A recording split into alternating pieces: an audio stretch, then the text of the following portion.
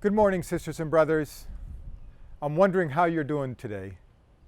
This is our first week into this new way of learning, this online classes, and I'm curious how it's going for you.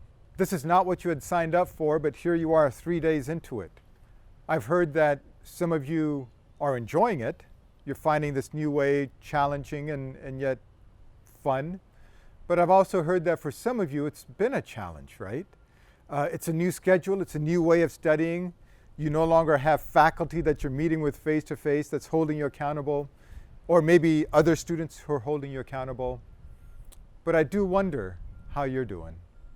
Yes, this is a loss, not having the traditional classroom that we have had this whole academic year.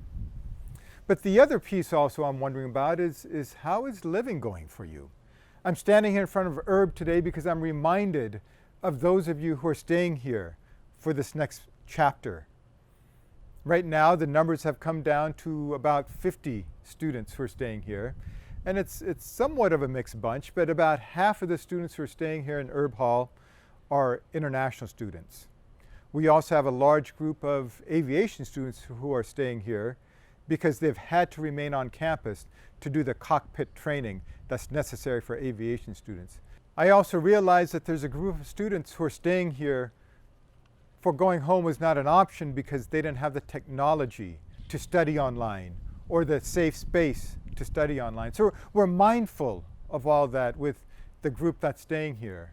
Not to say that those of you who are home have it easy either, but it is a change. It is a mix-up, and it's a mix of a new reality for us here in Herb Hall as we're trying to understand what it now means to be community with only 50 students here on campus and living in this online environment versus going to a traditional classroom. So community even here on campus is starting to look different for us. So in this time of community, what does it mean to be a campus that has 50 students here and the majority of us online out there somewhere?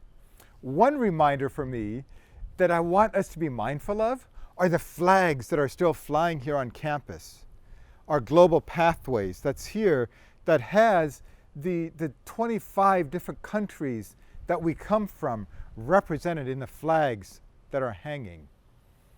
We are still Hesston College because Hesston College is us, right? I spoke about that last time. It's you, it's me, it's the staff, it's the faculty coming from 25 different countries and about 33 different states across the United States that make up Hesston College.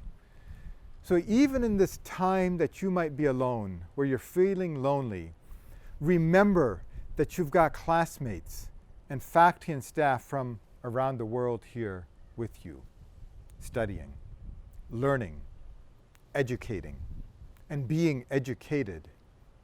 I also want to remind us that this is a time for us not to cower in our own little corner, but to find ways to connect and to be in service as the world is struggling with this pandemic.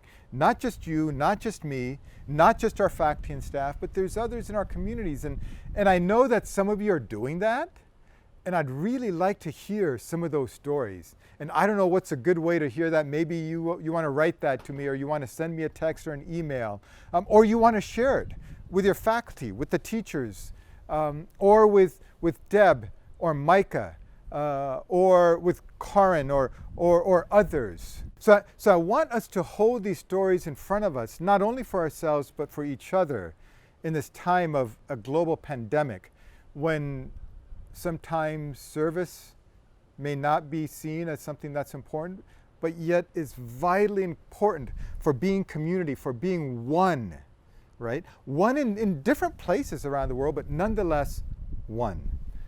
So walk with that mindset today, my sisters and brothers. Walk with that mindset. So take care of yourself. Take care of each other. Be safe, be smart, and be kind. Make it a great day, my sisters and brothers.